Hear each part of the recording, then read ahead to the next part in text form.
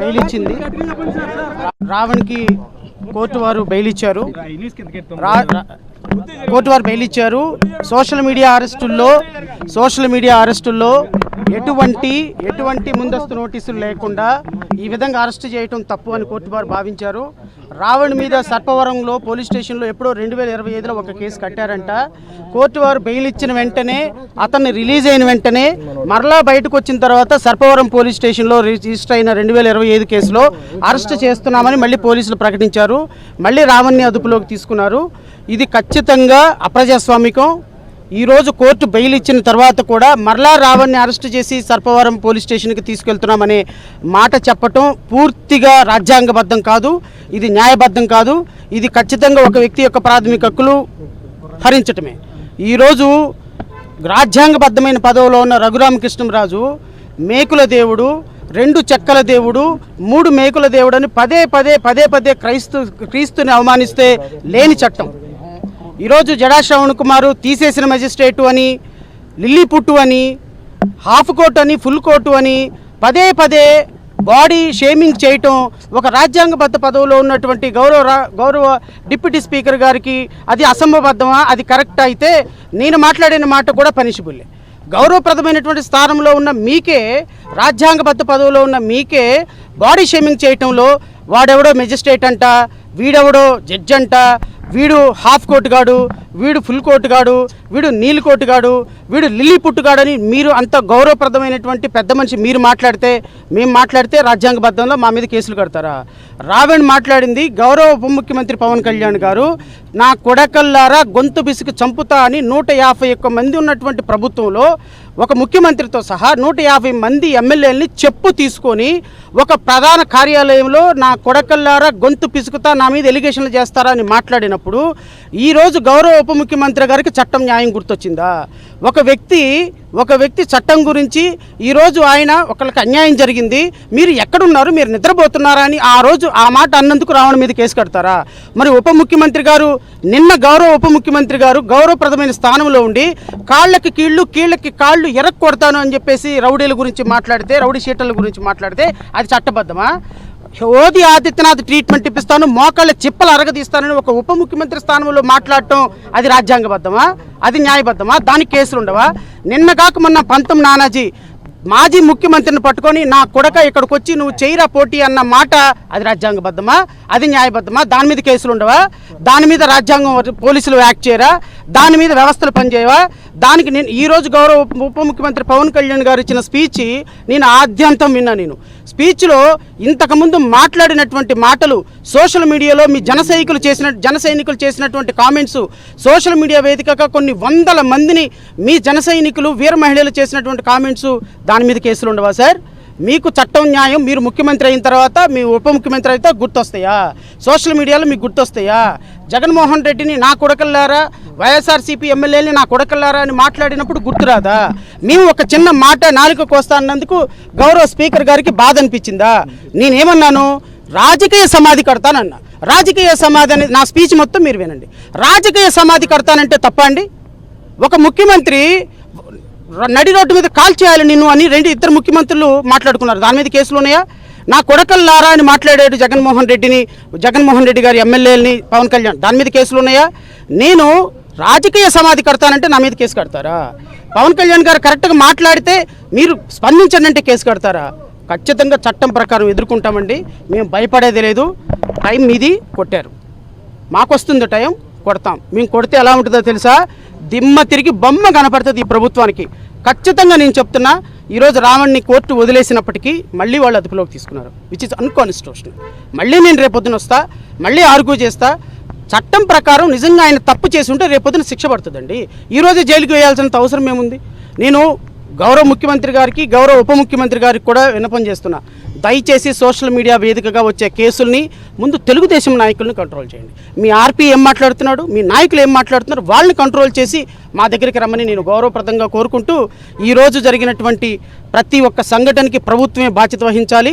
రావణ్కి ఏ చిన్న దెబ్బ తగిలినా, ఏ చిన్న ఇది జరిగినా ప్రభుత్వం బాధ్యత, గౌరవ ఉప ముఖ్యమంత్రి గారు బాధ్యత. నేను గౌరవ ఉప ముఖ్యమంత్రి గారు కూడా కోరుతున్నా, సార్ ప్రజాస్వామ్యంలో ఒక మాట అనొచ్చు, ఒక మాట అనకపోవచ్చు. ఒక మాట అంటే ఫిజికల్ దాడులు కరెక్ట్ కాదు. ఈరోజు మీరు అధికారంలో ఉన్నారు. ఆ రోజున మిమ్మల్ని తెలంగాణ నుంచి వస్తుంటే మిమ్మల్ని ఆపితే మేము సహకరించాం. మేము ఆ ప్రభుత్వాన్ని గౌరవ రాజశేఖర్ జగన్మోహన్ రెడ్డి గారి ప్రభుత్వాన్ని మేము విమర్శించాం. మీరు హైదరాబాద్ నుంచి వస్తుంటే మేము ఆపితే మీకు బాసటగా వచ్చాం. వైజాగ్లో మీకు ఇబ్బంది జరిగితే మేము వచ్చాం. We are for the democracy. We are here to uphold the democracy. రాజ్యాంగబద్ధ పదవుల్లో ఉన్న మీరు డెమోక్రసీ మర్చిపోతున్నారు. ఆ రోజు కష్టం వచ్చినప్పుడు మేము ఉన్నాం. ఈరోజు బొజ్జా ఐశ్వర్య అనే ఒక ఆవిడకి సంబంధించినటువంటి హక్కుల్ని మీరు పవన్ కళ్యాణ్ గారు పిఠాపురం వచ్చిన ప్రతిరోజు ఆవిడని హౌస్ అరెస్ట్ చేయడమే. ఎక్కడుందండి హౌస్ అరెస్ట్ చేయమని? ఇప్పటికి 20 సార్లు ఆవిడ హౌస్ అరెస్ట్ చేశారు. అంటే మీరు పిఠాపురం రాస్తే కొన్ని వందల మంది ఇళ్లకే పరిమితం కావాలా? మరి జగన్మోహన్ రెడ్డి గారు రోడ్డు మీద వెళ్తుంటే పరదాలు కట్టారని మాట్లాడుతున్నారే, మీరు వస్తే ఎంతమందిని హౌస్ అరెస్ట్ చేస్తారు? ఎంతమందిని గృహ నిర్బంధాలు చేస్తారు? ఇది కాన్స్టిట్యూషనా? ఇది రాజ్యాంగమా? మరి ఈ రోజు ఆవిడ వచ్చి మాట్లాడితే 200 మంది జన సైనికులు వెళ్ళి కొడితే అది ప్రజాస్వామ్యం అనిపించుకుంటుందా? మీ జనసేన కార్యకర్తలు కూడా విన్నపం చేస్తున్నా, ఏదైనా రాజకీయాల్లో నాయకులు ఒక మాట అనుకుంటారు, మాట అనుకోరు. దయచేసి మీరు హింసకు దిగితే అది కరెక్ట్ పద్ధతి కాదు. ప్రజాస్వామ్యంలో దానికి తావులేదు. పవన్ కళ్యాణ్ గారు నేను వైఎస్ఆర్సీపీ దగ్గర డబ్బులు తీసుకున్నానని అధికారికంగా లెటర్ హ్యాడ్ మీద జనసేన పార్టీకి సంబంధించినటువంటి రాష్ట్ర ప్రధాన కార్యదర్శి వీళ్ళందరూ కూడా ఒక ప్రెస్ మీట్ పెట్టి జడా శ్రవణ్ కుమార్ డబ్బులు తీసుకున్నాడని అధికారికంగా ఒక ప్రెస్ నోట్ రిలీజ్ చేశారు. నేను డబ్బులు తీసుకున్నానని ప్రెస్ నోట్ రిలీజ్ చేసిన మీరు ఒక ఆధారం చూపించగలరా? మరి ఆ రోజు పవన్ కళ్యాణ్ గారు చెప్పు చూపించి నా కొడకల్లారా నేను డబ్బులు తీసుకున్నానని మాట్లాడారు కదా. మరి పవన్ కళ్యాణ్ గారి లాగా మాకు హక్కు ఉండదా అండి? మా మీద ఎలిగేషన్లు చేస్తే మేము మాట్లాడమండి? మాకు ఒక హక్కు, గౌరవ ఉప ముఖ్యమంత్రి గారికి ఒక హక్కు. కాబట్టి గౌరవ ఉప ముఖ్యమంత్రి గారికి కూడా నేను చెప్తున్నా, దయచేసి ప్రజాస్వామ్యంలో ప్రతి దాడులు మంచిది కాదు. మీరు ఈరోజు దాడులు చేశారు, రేపటి ఇంకొకరు దాడులు చేస్తారు, విచ్ ఇస్ నాట్ కరెక్ట్. ఇది బొజ్జా ఐశ్వర్య మీద కానీ ఎవరి మీదైనా కానీ ఏ విధమైనటువంటి కేసులు పెట్టినా కూడా ఖచ్చితంగా వి విల్ రివోల్ట్. కేసులు 8 సెక్షన్స్ కూడా బిలో 7 years ఉన్నటువంటి అఫెన్సు. కానీ సర్పవరంలో అతని మీద క్రైమ్ నెంబర్ 41/2025 డేటెడ్ 12/12/2025లో ఒక క్రైమ్ ఉందంట. ఆ క్రైమ్ ఉన్న సంగతి జోసెఫ్కి తెలీదు, ప్రశ్న రావణ్కి తెలీదు, మాకు తెలీదు. All of sudden this FIR came in to the light. ఈ ఎఫ్ఐఆర్ ఉంది, ఈ ఎఫ్ఐఆర్లో మేము హ్యాబిచువల్ అఫెండర్ అన్నారు. నేను చెప్పిన ఒక్కసారి హ్యాబిచువల్ అఫెండర్ అన్న తర్వాత ఆ విషయం నాకు తెలియదు, ఆ క్రైమ్ ఉన్న సంగతి నాకు తెలీదు. సో న్యాయస్థానాన్ని మేము అప్రిషియేట్ చేయించాం. న్యాయమూర్తి గారు మా వాదనలు సుదీర్ఘంగా విన్నారు, ప్రాసిక్యూషన్ వాదనలు సుదీర్ఘంగా విన్నారు. ఈ కేసులో రావణు స్టేషన్ బెయిల్కి అర్హుడు అని చెప్పి స్టేషన్ బెయిల్ ఇవ్వమని గౌరవ న్యాయమూర్తి గారు పోలీసులకి ఆర్డర్స్ ఇచ్చారు. మరి ఇమ్మీడియట్గా వాళ్ళు సర్పవరం పోలీస్ స్టేషన్లో రిజిస్టర్ అయిన 2025లో రిజిస్టర్ అయిన కేసుని మళ్ళీ ఇక్కడికిక్కడే అదుపులోకి తీసుకోవటం ఎంతవరకు సమంజసం, ఎంతవరకు న్యాయం, ఎంతవరకు ధర్మం రాష్ట్ర ప్రజలు ఆలోచించమని కోరుతున్నాను. ఆ రోజేమో స్టేట్ స్పాన్సర్డ్ టెర్రరిజం అని నన్ను చైర్మన్గా చేసి ఒక కమిటీ వేసింది. ఈ రోజేమో ఈ ప్రభుత్వం మళ్ళీ అదే పని చేస్తుంది. సో నేనేమంటానంటే దయచేసి ప్రభుత్వాలు మీరు అధికారంలో ఉన్నప్పుడు ఒకలాగా, అధికారంలో లేనప్పుడు ఒకలాగా మాట్లాడొద్దు. దయచేసి ప్రజల ప్రాథమిక హక్కులు, ఏదైనా తప్పు మాట్లాడితే శిక్ష విధించే హక్కు న్యాయస్థానాలకు ఉంటుంది. లా ప్రకారం మీరు ట్రయల్ చేసుకొని వాళ్ళని శిక్ష విధించండి. కానీ ఈ విధంగా అక్రమ అరెస్టులు చేసి మధ్యరాత్రుల వరకు కూర్చోబెట్టి వచ్చిన వాడి మీద దాడి చేసి పోలీస్ స్టేషన్ మీదకి 400-500 మంది కార్యకర్తలు వచ్చి దాడి చేస్తారా? ఇదేం డెమోక్రసీ అండి? నేను గౌరవ పవన్ కళ్యాణ్ గారిని అడుగుతున్నా, మీ కాన్స్టిట్యున్సీలో is this the way that you are maintaining the law and order? ఏం చేస్తున్నాడండి ఎస్పీ? ఏం చేస్తున్నాడండి పోలీస్ డిపార్ట్మెంటు? పోలీస్ స్టేషన్ మీద ఒక అక్యూజ్డ్ని 4 గంటల నుంచి 9 గంటల వరకు 5 గంటల పాటు రిమాండ్కి తీసుకురాలేని దుర్మార్గపు వ్యవస్థలో మీ పోలీస్ డిపార్ట్మెంట్ అంటే సిగ్గుపడాలి. మీరు లా అండ్ ఆర్డర్ గురించి మాట్లాడుతున్నారా? మీరు లా అండ్ ఆర్డర్ గురించి ఉపవచనాలు చెప్తే మేము వినాలా? మీరు ఈ రాష్ట్రానికి హోమ్ మినిస్టర్ అయితే ఇలాగే ఉంటుందా? మీరు హోమ్ మినిస్టర్ కాకుండా మీరు పంచాయతీరాజ్ మినిస్టర్ అయితేనే రాష్ట్రంలో ఎలాగుంది లా అండ్ ఆర్డర్ పరిస్థితి? మీ కాన్స్టిట్యున్సీలో మీరు హోమ్ మినిస్టర్ అయితే ఇంకేమైనా బతుకుతుందా అండి? మీ పోలీసులను అడుగుతున్న 5 గంటలు పట్టిందా మీకు? 5 గంటలు పట్టిందా మీకు రిమాండ్ కాదా? సో కాబట్టి ప్రతి దాడులు చేయటం కరెక్ట్ కాదు. దయచేసి దీన్ని శిక్ష వేయించండి. మీరెవరండి 200 మంది ఇళ్ల మీదకి వెళ్ళి కూర్చోడానికి? Who are you? What authority you have? 200 మంది కార్యకర్తలు ఇళ్ల మీదకి వెళ్ళి కూర్చుంటారా? ఒక జర్నలిస్ట్ ఒక రిపోర్ట్ చేస్తే మీరు జర్నలిస్ట్ ఇంటి మీదకి వెళ్తారా? ఒక లాయర్ ఒక కేసు వాదిస్తే లాయర్ ఇంటి మీదకి వెళ్తారా? There is a law, we must obey the law. ఎవరైనా సరే లా ప్రకారం వెళ్లాల్సిందే. నేను తప్పు చేస్తే నన్ను లా ప్రకారం శిక్షించండి. మీరు తప్పు చేస్తే మిమ్మల్ని శిక్షించండి. 200 మంది కార్యకర్తలు ఇళ్ల మీదకి వెళ్ళి 500 మంది కార్యకర్తలు పోలీస్ స్టేషన్ మీద పడి చేస్తే దాని వ్యవస్థ అంటామా సార్? అబ్సల్యూట్. రావణ్ణి మళ్ళా రేపు సాయంత్రం అరెస్ట్ చూపిస్తారు. రేపు సాయంత్రం అరెస్ట్ చూసినప్పుడు మళ్ళీ నేను గౌరవ న్యాయస్థానం ముందు అప్పీర్ అవుతాను. రావణ్ విషయంలో మళ్ళీ ఇంకెన్ని కేసులు కడతారు నాకైతే తెలీదు. ఎన్ని కేసులు కడతారు కట్టండి. నేను ఇంతకుముందే చెప్పాను, మీ దగ్గర పవర్ ఉంది, చేయండి, కొట్టండి, తీసుకుంటాం. ఏలూరులో కూడా మేము కేసులు నమోదు. నువ్వు నన్ను పట్టుకొని లిల్లీ పుట్ అని, హాఫ్ కోట్ అని, నా కోటిని, నా బాడీ, నా దేహాన్ని అవమానించడం కాదు అది. ఒక గౌరవ డిప్యూటీ స్పీకర్ స్థానంలో కూర్చున్నటువంటి వ్యక్తికి అది తగునా? నేను ఇంకా సాధారణమైన లాయర్నండి, నాకేమీ కాన్స్టిట్యూషన్ పోస్ట్ లేదు. నేను సాధారణమైన లాయర్ని, నాకు రూల్స్ లేవు, రెగ్యులేషన్స్ లేవు. You are holding a honourable deputy speaker post.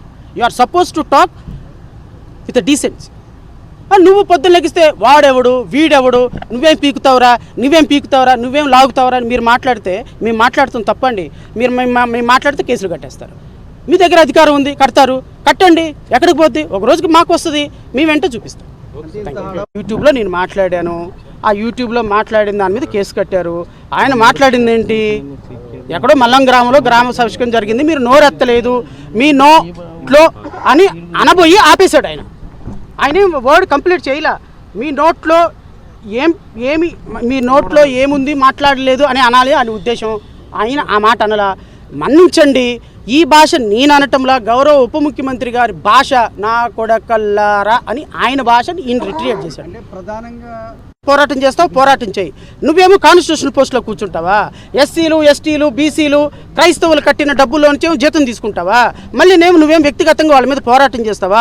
A constitution చెప్పిందండి గౌరవ డిప్యూటీ స్పీకర్ గారు అందరి మీద పోరాటం చేయమని, చర్చిల మీద వ్యక్తిగతంగా లెటర్లు రాయమని, డీజీపీకి స్పీకర్లు తీసేయమని లెటర్లు రాస్తారు, చర్చలు కోలుకొచ్చమని లెటర్లు రాస్తారు, వ్యక్తిగతంగా ఈయన వెళ్ళి బుల్డోజర్లు తీసుకుంటారు.